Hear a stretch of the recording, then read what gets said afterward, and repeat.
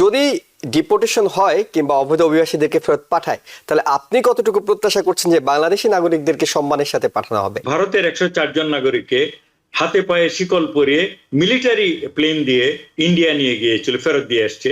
এবং তাতে করে ভারতের সমস্ত গণমাধ্যম এবং পলিটিক্যাল যে সার্কেল, সেখানে প্রচুর প্রতিবাদ বা ভিতরে ভিতরে নাখোশ হয়েছে তারা আমেরিকার উপর। এখন হলো প্রেসিডেন্ট হলো ট্রাম্প। প্রেসিডেন্ট ট্রাম্প আসছে বলতে পারেন হলো রিয়েলিটি শো থেকে, এবং এই জাতীয় ঘটনা হলে তিনি এটা খুব এনজয় করেন, মনে করেন যে good people are feeling the pressure. আমেরিকাতে এম্বাসিতে আমাদের বাংলাদেশি যে সকল কর্মকর্তাগণ আছে তাদের উপর সঙ্গত কারণে আমার খুব বেশি আস্থা নাই। বলা হচ্ছে বাংলাদেশের যেসব অবৈধ অভিবাসীরা এখন আমেরিকা অবস্থান করছেন তাদেরকে ফেরত পাঠানোর ব্যাপারে দূতাবাস থেকে বাংলাদেশ সরকারকে অবহিত করা হয়েছে। তবে বাংলাদেশ সরকার একটি আন্তঃমন্ত্রণালয় বৈঠক করে তারা আশা প্রকাশ করছে যে বাংলাদেশিদেরকে ফেরত পাঠানো হবে তাদেরকে যাতে অন্তত হাতকড়া পরিয়ে অসম্মানের সঙ্গে ফেরত পাঠানো না হয়। কিন্তু আমরা শেষবারে আমরা দেখেছি ভারতের যে নাগরিকদেরকে ফেরত পাঠানো হয়েছিল তাদেরকে হাতকড়া পরিয়ে পাঠানো হয়েছিল। কলম্বিয়া, ব্রাজিলের মতো দেশগুলোর উদাহরণ তো আমরা জানি। বাংলাদেশ আন্তঃমন্ত্রণালয় বৈঠক করতে পারে, সচিবালয়ে অনেক আশা করতে পারে, কিন্তু যদি ডিপোর্টেশন হয় কিংবা অবৈধ অভিবাসীদেরকে ফেরত পাঠায়, তাহলে আপনি কতটুকু প্রত্যাশা করছেন যে বাংলাদেশি নাগরিকদেরকে সম্মানের সাথে পাঠানো হবে? আমি আশা করি যে আমাদের বাংলাদেশি ভাই বোনদেরকে যদি ফেরত পাঠানো হয়, সম্মান সঙ্গে পাঠানো হোক, এটা আমার ইচ্ছা। কিন্তু বাস্তবতাটা অন্যরকম। বাস্তবতাটা আপনি একটু আগে বলেছেন যে বাংলাদেশের তুলনায় আমেরিকার চোখে ভারত অনেক বড় দেশ, অনেক গুরুত্বপূর্ণ দেশ। সেই ভারতের 104 জন নাগরিককে হাতে পায়ে শিকল পরিয়ে মিলিটারি প্লেন দিয়ে ইন্ডিয়া নিয়ে গিয়েছিল, ফেরত দিয়ে আসছে। এবং তাতে করে ভারতের সমস্ত গণমাধ্যম এবং পলিটিক্যাল যে সার্কেল, সেখানে প্রচুর প্রতিবাদ বা ভিতরে ভিতরে নাখোশ হয়েছে তারা আমেরিকার উপর। তো ভারতের কথা যদি ডোনাল্ড ট্রাম্প আমলে না নিয়ে থাকে, তো বাংলাদেশের কথা আমলে নেবে বলে আমার ধারণা হয় না।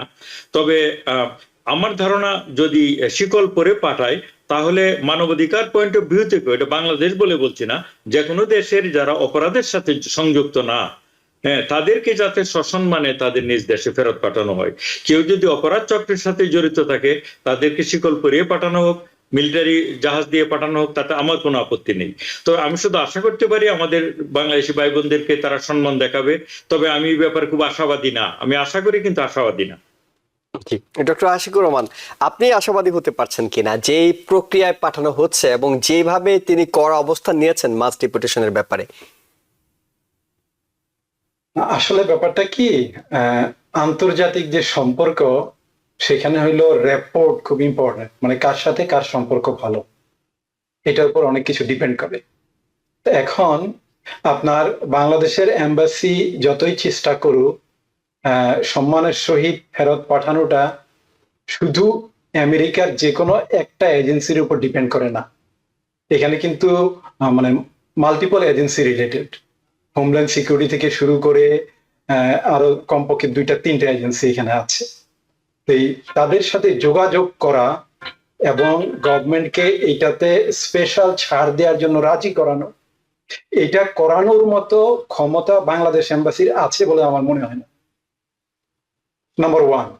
নাম্বার 2, হ্যাঁ, বর্তমান অন্তর্বর্তীকালীন যে সরকার আছে, সরকার প্রধান যদি তার বিশেষ চ্যানেলে তার যে ক্ষমতা আছে সেইটা উনি যদি প্রয়োগ করে যদি সরাসরি যোগাযোগ করেন, তাহলে সেটা হইতেও পারে।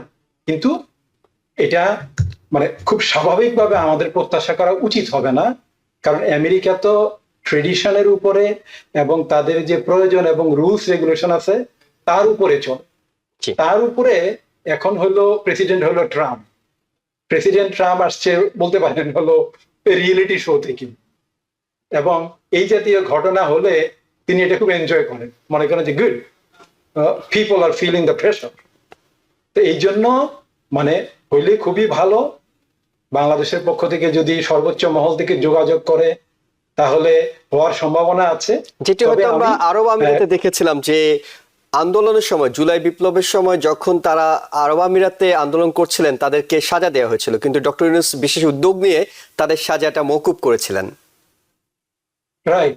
না, আমি তো এটাই বললাম যে সরকার প্রধান, মানে বিশেষ করে অন্তর্বর্তীকালীন সরকারের প্রধান ডক্টর ইউনূস যদি চান, তিনি যদি সরাসরি যোগাযোগ করেন, তাহলে এটা হইতেও পারে, এটা অসম্ভব কিছু না। তবে আমাদের একটা জিনিস মনে রাখতে হবে, এই যে আমেরিকাতে এম্বাসিতে আমাদের বাংলাদেশি যে সকল কর্মকর্তাগণ আছে, তাদের উপর মানে সঙ্গত কারণে আমার খুব বেশি আস্থা নাই। জি, কারণ ডিপ্লোমেসি যেভাবে চলে, কিভাবে একটা সম্পর্ক ডেভেলপ করতে হয়, কিভাবে মানুষকে রিচ করতে হয়, এই জিনিসগুলো তাদের মধ্যে ঠিক সেইভাবে স্কিল গুলো আছে বলে আমার মনে হয় না। সেক্ষেত্রে এখনো খুব আমরা একটা দেখি আশাবাদী হওয়ার সুযোগ নেই। আমেরিকার অনেক কিছু ওই যে মেক্সিকোর রাষ্ট্রদূত যোগাযোগ করে দিতে হয়, যেটা আমেরিকার রাষ্ট্রদূত করার কথা আর কি। নিউ ইয়র্ক থেকে সম্প্রচারিত TVN 24 টেলিভিশন বিশ্বজুড়ে বাঙালির কণ্ঠস্বর।